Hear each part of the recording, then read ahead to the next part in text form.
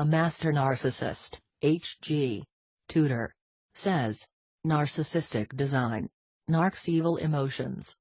The emotional spectrum afforded to my kind is limited.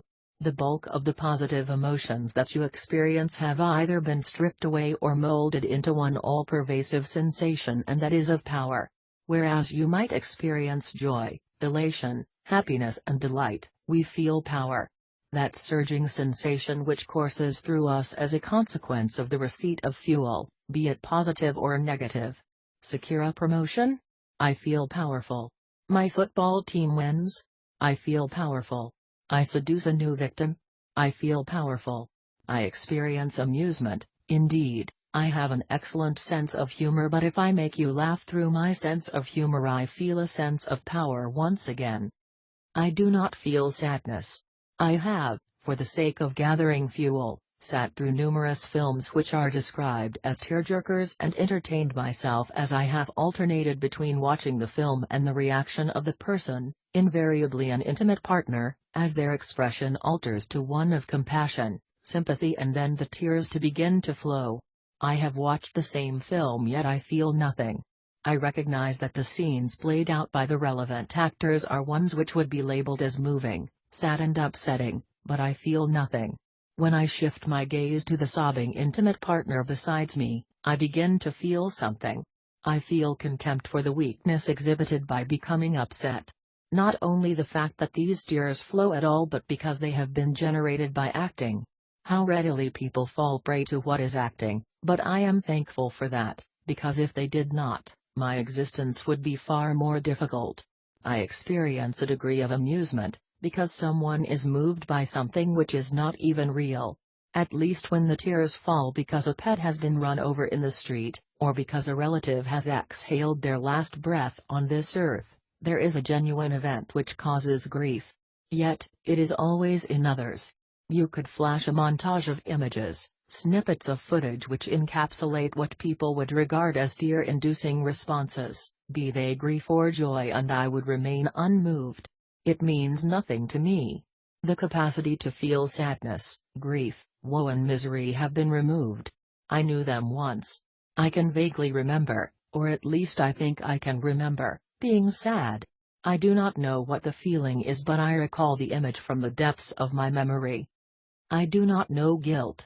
Remorse is a stranger to me. I feel no regret nor penitence. Compassion has never been available to me. As for empathy, I do not feel that either. I am, because of my heightened abilities and intelligence, able to understand how people must feel. I have spent many years watching and observing the way that people react to certain situations. I understand when happiness is expressed, I know when regret should be exhibited, I recognize when sadness should make an appearance, but I do not feel any of them. If I see you in pain, I know I should demonstrate a concerned expression for you and ask how you are. That is the accepted societal expectation. During my seduction of you, I will indeed adopt that mask of concern and compassion in order to con you into thinking that I am a caring and warm person. I can don the mask which places my facial expression in the correct places. I am able to adopt the appropriate tone of voice and place my hands on you in the gentle manner which is associated with expressing concern for somebody, yet despite all these learned expressions, words and gestures, I feel no concern for you. I do not feel sorry for you, I do not share your pain, I am not worried about you. I know, however, that if I am to bind you to me and to extract fuel from you, through your expression of thanks and your gratitude for my apparent care of you, I am obligated to place the mask of compassion on. Of course, as such time as your devaluation commences, I see no need for the pretense, and indeed my lack of compassion provides its own reward as your pain is increased by my dismissive attitude, refusal to help and contemptuous sneer. The lesser of our kind often do not even know what mask should be adopted, and during the seduction stage, rather than clumsily grope for an appropriate mask, they will prefer to vacate themselves from the situation, conjuring up some excuse as to why they cannot stay and help. The midrange and the greater of our kind understand that certain responses are preferred by you, and therefore the masks will be brought forth and worn, but only in order to achieve what we want. If the situation dictates that our interests are better served without donning a mask, then that is what will happen. People often make the mistake of assuming that we are totally devoid of emotion. That is wrong. Yes, there are many emotions, as I have explained above, which we do not possess, but we are not empty of all emotion. I know only too well the emotions of hate, malice, frustration, annoyance, irritation, shame, envy, fury and jealousy.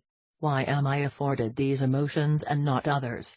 In my discussions with the good doctors and my own consideration of these matters, it is evident that in my evolution to what I am, it is necessary for me to have these emotions because they are the catalyst for causing me to behave in the way that I do. So I will drive forward, that I will be brilliant, charming and seductive, that I will be outrageous, grandiose, belligerent and destructive, because ultimately all of those things must exist in order to compel me to gather the precious fuel. If I did not become jealous of those in my social circle praising a friend, I would not feel compelled to draw the spotlight of attention onto me by upstaging that person, telling a glorious anecdote or causing a scene. If I was not jealous, I would not take those steps, and thus I would be denied fuel. If I was not envious of my neighbor's new sports car, I would not be driven to throw battery acid over it during the night and then watch from the window his horrified reaction on seeing the damage the next day. Again, I would gain no fuel. If I felt no hatred towards you for failing me, I would feel no need to keep doling out the various prejudicial and abusive manipulations. Thus you would not be hurt, upset or frightened, and I would gain no fuel. If I felt no malice towards the world and its treatment of me, I would not be compelled to seduce people to provide me with that shield from the world and its outrageous injustices. It is these negative emotions, the dark motivators, which cause me to always be driving forward. The absence of the hindrances, remorse, guilt, empathy, regret etc. means that I am not stopped or slowed in my ever onward march. I am not distracted from the sole and necessary task of gathering fuel. This approach does not mean that my life is less fuel. I am still able to appreciate much that is beautiful, engaging, fascinating and scintillating in this world. I can appreciate the grandeur of centuries-old architecture. I can appreciate the magnificence of a musical composition.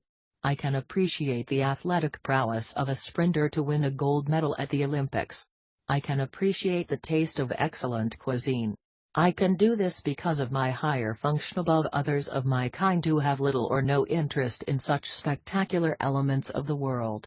Whereas you will enjoy the piece of music in that moment, I am using the experience of that piece of music to further my aims.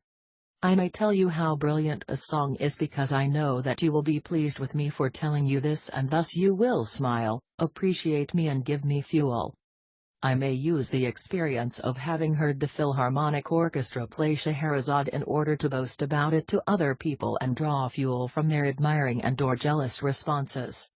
I may use the experience of knowing all of Depeche Mode's music to be appealing to a target because she likes that music too, or just to demonstrate that I have a detailed interest in a particular band so that I am of greater interest to her. I may use the experience of having heard a particular song in concert to trump your tale about having heard a different one played in order to assert my superiority over you and draw a reaction from you and others. You experience certain emotions when engaging in certain experiences. I experience a sense of power in that moment, or if I do not, I store the experience to use it feel powerful when it is allied with something else, usually an appliance. My kind mimic emotions because we are unable to feel so many of them. Thus we will second the emotions that we have seen you exhibit and make it seem as if we feel them.